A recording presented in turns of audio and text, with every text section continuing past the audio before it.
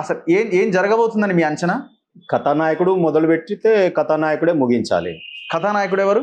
కేసీఆర్ గారు. అంతేనా? డెఫినెట్ గా ఇప్పుడు ఆయన బయటకు వచ్చి ప్రెస్ మీట్ పెడితే ఇదంతా పుష్కాకే కదా, టీ కప్ లో తుఫాన్ గా మారిపోతుంది. వచ్చి రెండు ఇప్పుడు రిలేషన్, కూతురు తండ్రి రిలేషన్, అన్న చెల్లె రిలేషన్, మేనబావ అండ్ మరదల్ రిలేషన్, ఇదంతా కూడా అక్కడ జరుగుతూ ఉంది. ఈమె లెటర్లో రాజకీయ అంశాలు ఉన్నాయి, బట్ నెగోషియేషన్స్ మాత్రం ఆర్థిక లావాదేవీలుగా కనిపిస్తున్నాయి. ఓకే, దానికి ఎవిడెన్స్, ఒక అడ్వకేట్ గా ఉన్నాను కాబట్టి ఎవిడెన్సెస్ కూడా నేను చెప్పే ప్రయత్నం, ఉట్టిగా ఆరోపణ చేయకూడదు.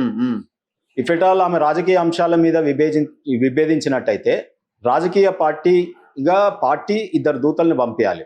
ఆమె లేవనెత్తిన అంశాలు, ఒకటి సామాజిక తెలంగాణ బలంగా లేవనెత్తింది, అది పూలే ఫ్రంట్ అని పెట్టి ఆ రకంగా ముందుకు పోతుంది. నేను కూడా కన్వీనర్ గా చేసినాం. సో ఆ రకంగా ఆమె ముందుకు పోతుంది కాబట్టి దాని మీద ఏ మత్సోంచారో ఇంకెవరో ఆ ఉద్యమకారుల గురించి కూడా మాట్లాడింది కదా. అంశాలు కరెక్టే ఉన్నాయి, సగటు కార్యకర్తల ఆవేదనే ఉంది. బట్ ఇది ఎక్స్పైర్ టాబ్లెట్ లాగా మొత్తం రోగం ఒకటి మందు ఒకటి అన్నట్టు ఈ రోజు లేట్ ట్రీట్మెంట్ జరుగుతా ఉంది. సో ఇది మత్సోంచారిని పంపించి సామాజిక తెలంగాణ అంశంలో ఆమెకున్న విభేదాలు ఏంటో మాట్లాడాలి. లేదు, రైతు బంధు విషయం కూడా క్రిటిసైజ్ చేసింది కాబట్టి నిరంజన్ రెడ్డి గారు ఉద్యమకారుడు, పార్టీ మొదటి నుంచి ఉన్న ఆయన, పార్టీ జనరల్ సెక్రటరీ, మంత్రిగా చేసిన ఆయన, వాళ్ళిద్దరు కాంబినేషన్లను వాళ్ళిద్దరిని పంపించుంటే ఇవాళ రాజకీయపరమైన చరిష్మా కేసీఆర్ కవితకు వచ్చేది. లేదా బీఆర్ఎస్ పార్టీ అయ్యో పార్టీలో ఒక లీడర్ మాట్లాడుతుంటే మేము మాట్లాడుకుందాం, సరిదిద్దుకుందాం అనే విధంగా ఉంటుండే. ఇది తెలంగాణ ప్రజల పంచాది, తెలంగాణకు ఉపయోగపడే పంచాది కాదు, ఇది కుటుంబ పంచాది. కానీ ప్రజలకు రుద్దుతున్నారు, ఇది తెలంగాణ ప్రజలకు, తెలంగాణకు రుద్దుతున్నారు ఇది రాజకీయాలు. అందుకు నేను మాట్లాడాల్సి వస్తుంది. రెండవ విషయం ఏంటి, అక్కడికి వెళ్ళినటువంటి వాళ్ళు ప్యూర్లీ ప్రొఫెషనల్స్. ఏం ప్రొఫెషనల్? దామోదర్ రావు గారు సిఏ, చార్టెడ్ అకౌంటెంట్. వారి ఆస్తుల లావాదేవీలు చూశారనేది జగమెరిగిన సత్యం. ఎవరు ఆస్తుల లావాదేవీలు? వీళ్ళ కేసీఆర్ గారి ఆస్తుల లావాదేవీలు చూడడము, వారికి కృతజ్ఞత, మళ్ళీ ఒక రాజ్యసభ మెంబర్ ఇవ్వడము. ఎందుకు ఇస్తారు రాజ్యసభ మెంబర్ చెప్పండి? సో ఆ రకంగా ఎండిగా కూడా పత్రికకు చేసినట్టుగా విన్నాము. అదే రకంగా అనేక అంశాలు వారు ఆర్థిక దామోదర్ రావు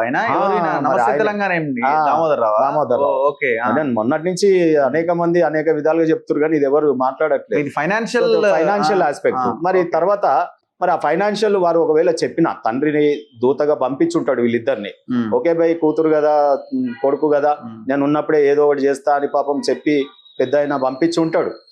దానికి దస్తావేజులో కేటీఆర్ నమ్మాలి కదా. ఆ దస్తావేజులను ఏ రకంగా రూపకల్పన చేయాలనో Gandra Mohan lawyer advocate combination చూడండి. సరే పిలిస్తే మరి మీకు ఇష్టం లేకపోతే డోర్ తీయకుండా ఉందా? కూర్చోబెట్టింది 3 గంటలు మాట్లాడింది కదా, ఎందుకు కూర్చోబెట్టినా అంటే మా చుట్టాలు కదా అంటది. సరే ఇది చుట్టాలు అయితే మరి పర్సనల్, మరి ఇవన్నీ ఎందుకు తమాషాలు? ఇంట్లో తెలుసుకోరు, నలుగురు పెద్ద మనుషులతోనే చుట్టాలు తెలుసుకుంటే అయిపోతుంది. లేదా మరి ఈ రకంగా ప్రజలకు తెలంగాణ రాజకీయాలకు ముడిపెట్టినప్పుడు తప్పకుండా మాట్లాడతారు అందరు. సో రెండోది, పోతూ ఆమె ఏం చేస్తుంది, బట్టగాల్చి మీదేస్తుంది పార్టీల మీద. అటు అది మాట్లాడదాం ఇప్పుడు. ఇది ఎండ్ కాలే నాకు. అయితే ఇప్పుడు ఆర్థిక లావాదేవీలు ప్లస్ 2 వీల్స్ మీద నడుస్తుంది ఈమె కవిత గారు. రియల్ గా కూడా 2 వీల్స్, ఒకటి ఆర్థిక లావాదేవీలు.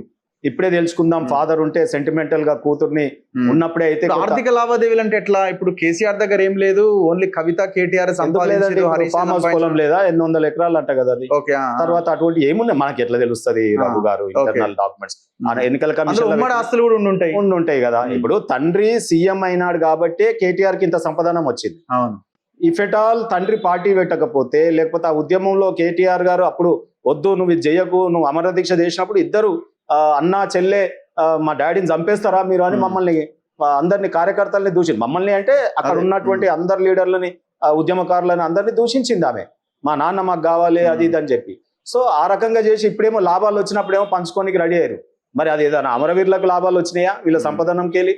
తెలంగాణ కొట్లాడితేనే కదా మీరు ముఖ్యమంత్రి అయ్యారు. ఆయన జీతభత్యాలు ఇప్పుడు తీసుకుంటూనే ఏమైనా ప్రజలకు చెందుతున్నాయా? జీతాల మీదకెళ్ళే కదా సంపాదించేది, అద్రగానే మేము సంపాదించలేగా ఇల్లు. అంటే ప్రజలు ఇచ్చినటువంటి సీఎం జీతాలు, ప్రతిపక్ష నాయకుడి జీతాలతోనో అన్ని 100 ఎకరాలు ఆస్తులో కూడబెట్టి అనుకుందాం మనం. ఎన్నికల కమిషన్ లో ఇచ్చిరు కదా. సో అవన్నీ ఇప్పుడే ముందే, ఎందుకంటే హిమాంశు గారి పేరు మీదకి ట్రాన్స్ఫర్ అవుతున్నాయి, కొన్ని వారు కేటీఆర్ గారి ఫ్యామిలీకి ట్రాన్స్ఫర్ అవుతున్నాయి కదా. వాటిని నిలుపుదల చేయాలంటే కవిత గారు ఒక ఆలోచన చేసి తండ్రి ఉన్నప్పుడే మనం ముందే మాట్లాడుకుందాం, ఈమె కొడుకులు ఉన్నారు, ఈమె ఇది ఉన్నారు కదా, ఇవాళ రేపు అంతటా కూడా ఆడపిల్లలు సగటు మిడిల్ క్లాస్ పీపుల్ దగ్గర కూడా ఆస్తిలో సమాన వాటా అడుగుతున్నారు ఆడపిల్లలు అంతటా. సో వాళ్ళు కట్నాలు పెళ్ళైనప్పుడు కట్న కానుకలు అంటే ఏది పసుపు కుంకుమలు తీసుకుపోతున్నారు. ఆ యాంగిల్ లో వీళ్ళు ఆలోచించారు కదా, ఇంత పెద్దోళ్ళు ఆలోచిస్తారు. మిడిల్ క్లాస్ చిన్నోళ్ళు అయితేనేమో మీ పెళ్ళప్పుడు మేము పసుపు కుంకుమ ఇయ్యలేదా, అది ఇయ్యలేదా, మీకు మధ్య మధ్యలో బార్సాలు అయితే చేయలేదా, ఇది అయితే చేయలేదా అనొచ్చు. లేనోళ్ళు అయితే అట్లా ఏదో ఎమోషన్ కాదు కదా, సంపదనం పంచుకోవడమే. అంతే. సో డెఫినెట్ గా కేసీఆర్ గారు తండ్రి ఉన్నప్పుడే ఆయనకు నా మీద ప్రేమ ఉంటది కాబట్టి ఇప్పుడే నేను గొడవ చేసుకుని ఏదో ఒకటి సాధించుకోవాలనే ఉద్దేశం ఒకటి అయి ఉంటది. మీరు అన్నది ఒకటి, అదే నిజమై ఉంటే ఆమె నిన్న చిట్ చాట్ లో యాంగిల్ వేరే ఉన్నది, డైరెక్ట్ అటాక్ అని కేటీఆర్ కూడా. ప్రతి రాజకీయ నాయకుడు మీరు చూసారా, ఎర్రబెల్లి దయాకర్ రావు గారు తదితర అందరు కూడా ఇప్పుడున్న మంత్రులు అందులో చేసిన వాళ్ళు ఎవరు, సబితా ఇంద్రారెడ్డి గారు, శ్రీనివాస్ యాదవ్ గారు, ఎంతమంది మంత్రులు మమ్మల్ని కాదని తెచ్చుకున్నారు కదా బయటికి వెళ్ళి. అందరు కూడా లాస్ట్ మినిట్ దాకా గలీజ్ గా తిట్టుకున్నారులే కదా, తెల్లారితే ఆ పార్టీలో చేరిరు కదా. రాజకీయాలలో ఏంటంటే లాస్ట్ మినిట్ వాళ్ళు నిజమైన హిడెన్ ఎజెండా ఏదో ఉంటది, అది ఇంప్లిమెంట్ చేసే వరకు మీ మీడియాకి ఇచ్చేదంతా వేరే ఇస్తారు.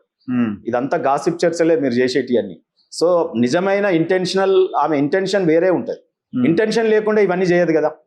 సో ఆమె మోటివ్ గానీ, ఆమె ఇంటెన్షన్, హిడెన్ ఇంటెన్షన్ ఏంటి, హిడెన్ ఎజెండా ఏంటి అనేది మన ఎవరికి తెలియదు. ఆమె ఎగ్జిక్యూట్ చేస్తుంది. అంతే, ఆమె లీక్ ఇస్తే కూడా డైరెక్ట్ పనులను బట్టి మనం అంచనా వేస్తాం. ఇది ఊహాగానాల మీద చర్చ. ఒక ఊహాగానం అయితే ఆర్థిక లావాదేవీ,